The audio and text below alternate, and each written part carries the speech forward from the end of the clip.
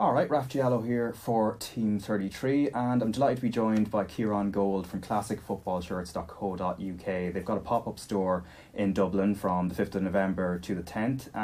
Ciaran, thanks for coming into studio. Thank you. And can you just tell us about the pop-up store you have and actually the company as well? Yeah, absolutely. So, we're a company that's been going since 2006.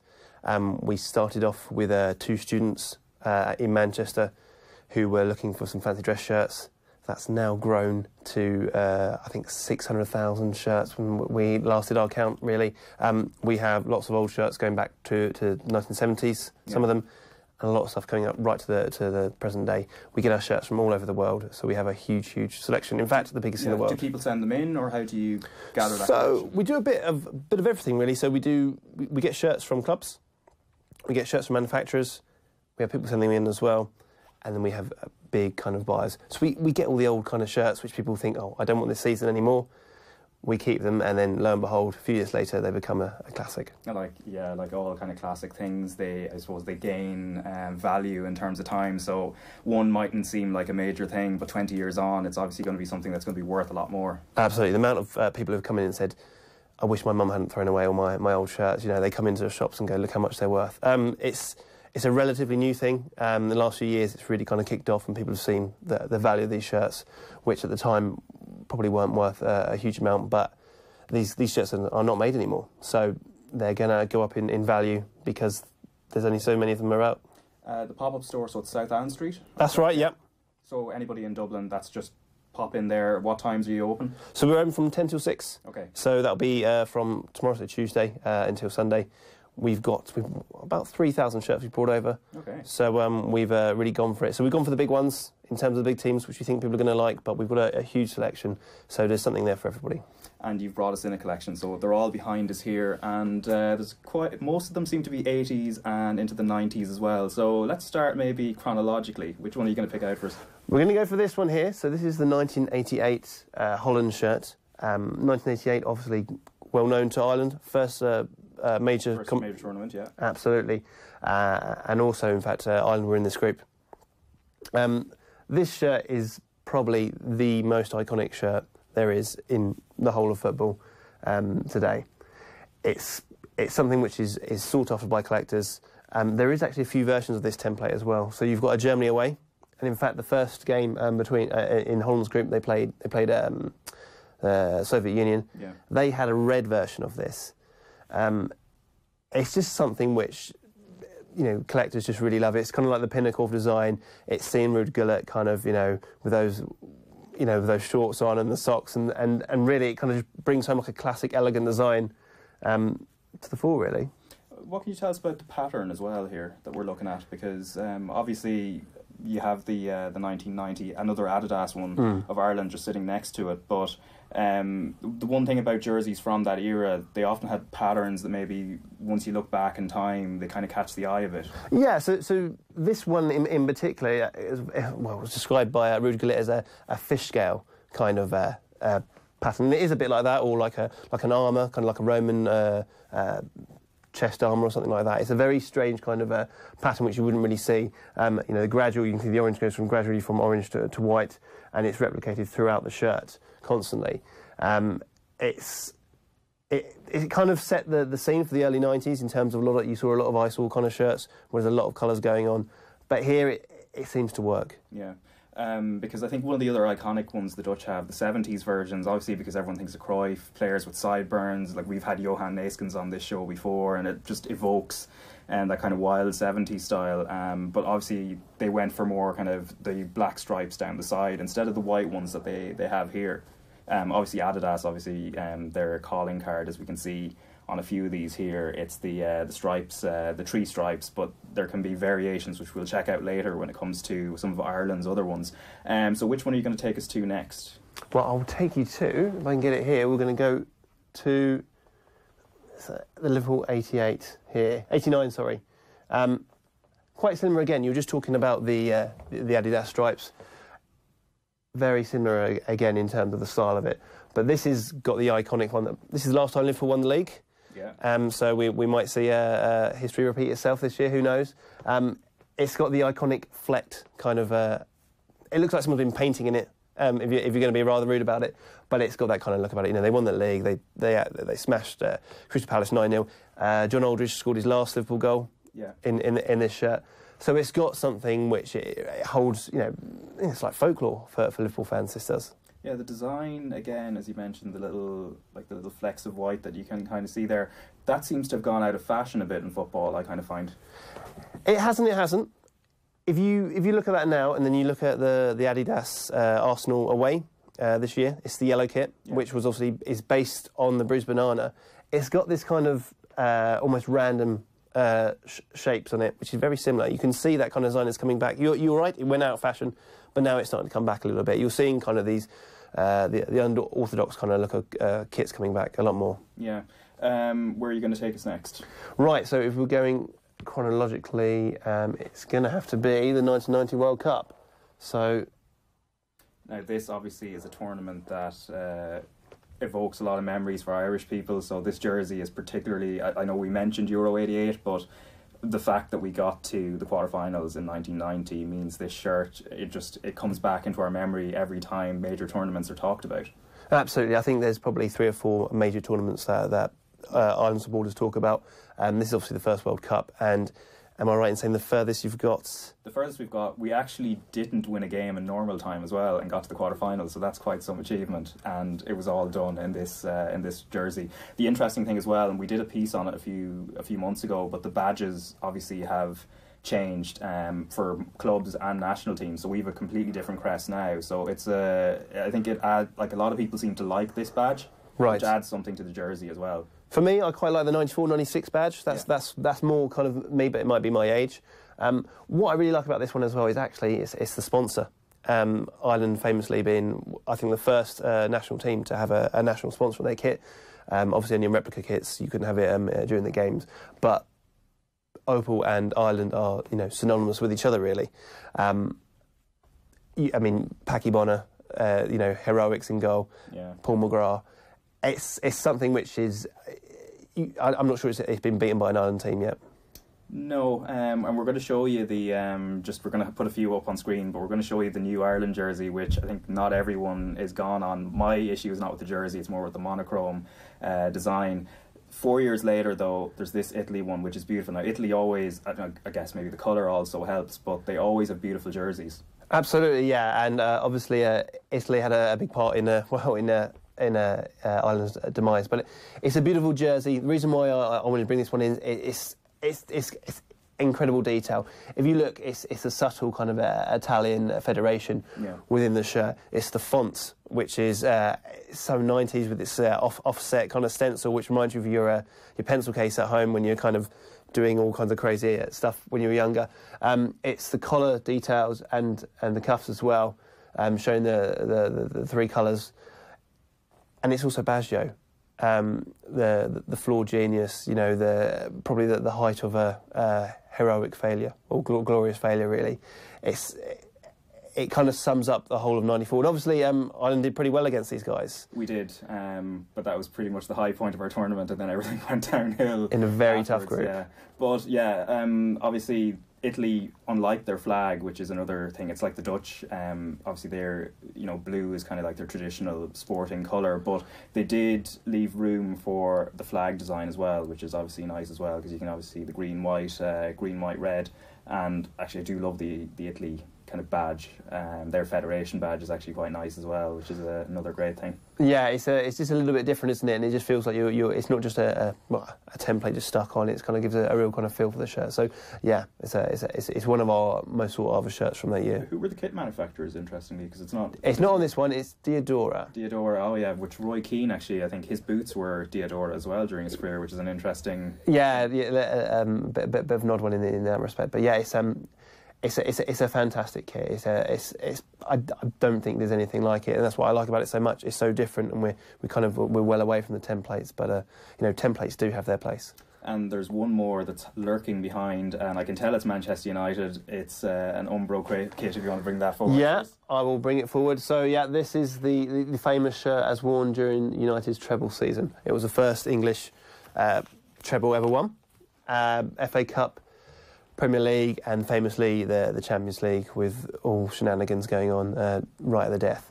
Yeah, and obviously the Sharp design now, it's obviously changed over the years to, I think they had Vodafone for a few years. Yeah. And then they're currently at Chevrolet, Yep. as far as I know. But Sharp is, like, because I supported United as a kid, so that kind of, that logo always evokes memories for myself. And obviously this kit as well, because 99 was such a huge moment for the club. Always brings something back. An interesting design again, because Umbro didn't seem to have, obviously they don't have a pattern in the same way that, say, Adidas, has the 3 stripes. So, like, there've been interesting England kits and interesting Ireland ones when we had them as well, but it's an interesting kind of sleeve design there. Yeah, it's actually quite similar to the Adidas ones of the same era. It's the same kind of material, which you can see on both of them. And also you've got the zip. Let's not forget that, which is you don't really see that now. So it kind of stands out in its own way. But going back to your point about Sharp Electronics, we've looked at Liverpool Shirt, Candy Electronics. Yeah. It's very much that era, that Arsenal, JVC. You've got that era of kind of, you can see the sponsors who's coming through, and it kind of speaks a lot about society, really, as well. Because obviously Crown Paints was an earlier Liverpool one as well, which probably goes back to the roots of the sport as well, which is kind of like, I suppose, working class roots. Absolutely, as well. Yeah. The other thing as well, and we've talked about it a lot, it's the demise of the collar. So it sometimes comes back in kind of smaller form, but you can't have Eric Cantona's kind of, I suppose, his iconic kind of thing where he lifts it up without the collar being there. No. It seems to have gone out of the game. Well, what you'll probably find is a lot of these shirts, not all of them, but there's been an evolution in design. A lot of the sizes have changed massively. So, for example, 1999 is probably on the end of when you used to wear massive baggy shirts. Basically, what happened was people got fed up of being fouled all the time and seeing, like Gary Kelly wearing a wind sheet. And so they started looking at ways to do that. And the biggest kind of revolution in that design was the Kappa Combat shirt. Italy wore it in 2000s. Oh, yeah. And it's when you get the skin-tight shirts. So great for athletes, means you can't get your shirts pulled. Not so good for your casual fan who's out of shape. But that's where you start to lose the collars, because it's seen as like a marginal kind of thing where you... Actually, this is just irritating the player, so we'll get rid of it because we want them to be able to focus on their game and not wear like a very heavy shirt, which is going to distract them. Yeah, we're going to show you a few jerseys in a moment, but of these 5, if you were to pick a personal favourite, which one is it? That's a tough one. Can I pick the 6? Well, I quite like the 6 one there to the left. There's one lurking behind me here. If I can pull it down here for you. I'll tell you what. I'll take the 99 down. Yes, and this is Cork City. Now, we had the FAI Cup final yesterday on Sunday, so that's our version of the FA Cup. So Cork City weren't involved, but they have won a couple of them in the last few years. This reminds me, actually, just the design of a Liverpool one from around the same era as well. That's right, yeah. So this is the 1993 Cork City away. I think they wore it for 2 or 3 years. This is actually a groundbreaking shirt for Irish football. This was the first black shirt worn, and it caused quite consternation at the time because they didn't tell the league. So they were going to, I think they were going to play Shamrock. Shamrock Rovers. Yeah, we're going to play Shamrock. The cup winners of this year. Yeah. Absolutely. So we're going to play Shamrock Rovers. Referees are all there, but the referees had always traditionally worn black, and that was it. Only a year before in the Premier League had you started getting referees wearing green. Yeah. So there was a bit of a kerfuffle really, and I think you had the referee and his linesman dashing down to O'Neill's to get special blue kits made up for this. Because they can't look the same as players. But you're right, you were saying about 1993. This particular template was worn by, I think there was an Arsenal goalkeeper kit, there was Liverpool, there was Sweden in the World Cup, there was Bulgaria. Yeah. It's very, very famous in terms of that. And obviously the black and Guinness, it's kind of the heyday of alcohol sponsors as well. The kind of yellow and gold kind of harks back to Cork's. I can't remember what Cork's old team was called. Cork Celtic, there was a Cork Hibs and there was a Cork United. Now, right. There were loads of clubs in Cork before we got City. Yeah. Who obviously you can see it there on the badge. Might not be visible on the camera, but it's 1984 established. So when the current club, but it's gone through a lot of iterations. Like obviously Cork's a massive soccer city, but there never was that one club that was there from very beginning to end. Right. It always used to change name or change, I guess, in terms of like the existence of the club. It was never continuous. So this is the most recent version. It's just interesting, Adidas as well, because usually I always think of them as the stripe design on the shoulder, maybe all the way down to the wrist, but it seemed to be, as you mentioned, in that era there were a few teams that kind of wore that design where the stripes are actually down on the side. And if you go back to 90, I think it's 92 it might be, you have the three stripes over the shoulder as well. Yeah, we have a picture of an Ireland one we'll show you in a bit, which has just on the one shoulder rather than both, but that it actually comes down to where the heart is, essentially. But it's a really lovely jersey. I don't think I'd actually really seen that one before. I think this was the season where they played Galatasaray as well in the Champions League, so it was it's quite a shirt. We don't have a huge amount of Ireland shirts, just because of where we're based. We're mainly kind of UK club centric. We have a few hundred, I say, but this is, I think, I just saw it and thought it was great, and it was really good to see. It was actually a template that's been used before, and synonymous with a lot of teams in the UK. Yeah, so we're going to take a quick break and then we're going to be back and we're going to show Ciaran a few jerseys that some of the lads from the show sent in.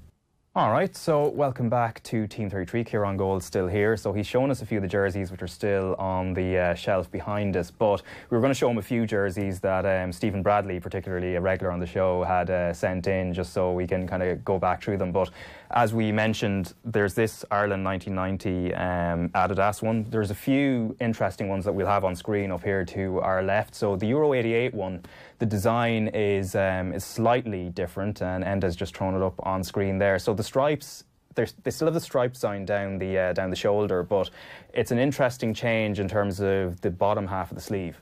Yeah, absolutely. You've got kind of the white kind of hoops around it as well, so you can see almost the shirt kind of evolving to the 90 version. You've got the collar as well. The badge is pretty much the same. It's a pretty solid shirt. Yeah. I think the 92 one is my favourite of the lot, though, so we're just going to throw that one up as well. Now, again, it's the one we discussed in terms of it having the stripes down the shoulder, and Enda's just going to throw it up to us there. So that's actually from your website there. Yeah. Again, Adidas, and it's just I always picture Paul McGrath in it for some reason. I think I've seen a few images of Roy Keane in his very, very early Ireland days playing in that as well. Yeah, I mean, yeah, it's certainly a great shirt. I wouldn't say it's the best one. Yeah. I think you got to look 2 years after. I think 94 is probably the peak. Maybe even the 94 away as well. I think is a phenomenal shirt. Yeah, it's a nice jersey. I think it's John Aldridge, who you mentioned earlier, who we had on last week, when he was having that rant in the Sun at the referee. Yeah, I think it was an Egyptian referee against Mexico. As the heat got to him, that's the iconic jersey. Yeah, it was Steve Staunton with his baseball cap. Yeah, as well, absolutely. Indeed, yeah. Now, there's a few other club jerseys that we have on the screen as well. So, Enda, roll us a few. This is one the Glazers probably don't like as a colour, I would imagine, the yellow and green. So this actually harks back to United's, I guess, their origins. Yeah, absolutely. Yeah, so it's the Newton Heath kind of link here. It's very different to what you see. It's got the lace around the neck as well, which is a real kind of, look back into kind of 100 years ago. Yeah. It's great when you see these kind of centenary shirts and the kind of memorial shirts come around again, and they have the lace still. It's a really nice touch. Yeah, and obviously Andrei Kanchelskis, who is a former interviewee on Team 33 as well. There's an Arsenal bruised banana one that Stephen sent in. So Stephen Bradley is an Arsenal fan. I don't like this one, but it's just, there seems to be too much going on, and obviously it's yellow with a bit of black on it, but it almost makes it look kind of brown. Yeah, it's quite an interesting shirt. It's just before the era of getting names on the back as well. So when you see these shirts with numbers on the back, it still looks a bit clumsy, but it's seen as an iconic shirt. For me, I think there's a lot going on. Obviously, Arsenal finished their contract with Puma.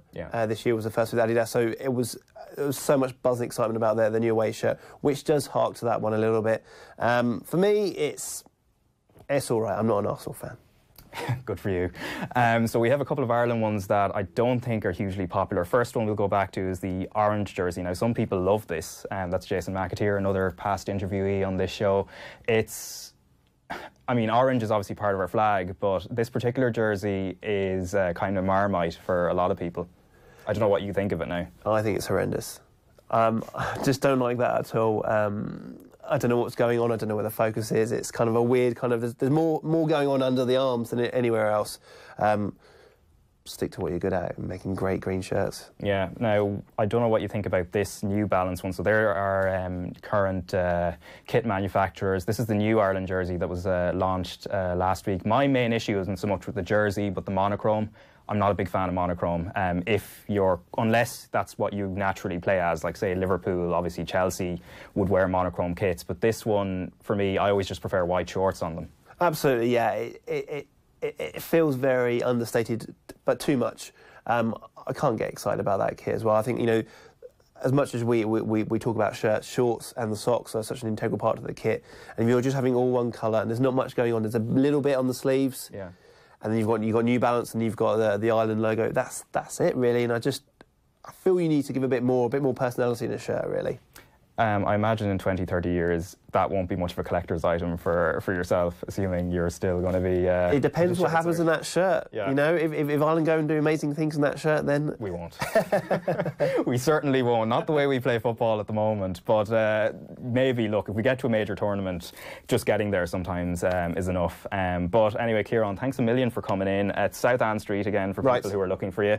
And you're here from the 5th to the 10th. That's right. Yeah, perfect. So thanks for watching Team 33. If you're looking for the jerseys, we're going to put the description on the YouTube in the description, just where you can get all these jerseys on the website and just have a look or purchase or whatever you want to do. So thanks for listening in, and you can follow us at Team 33.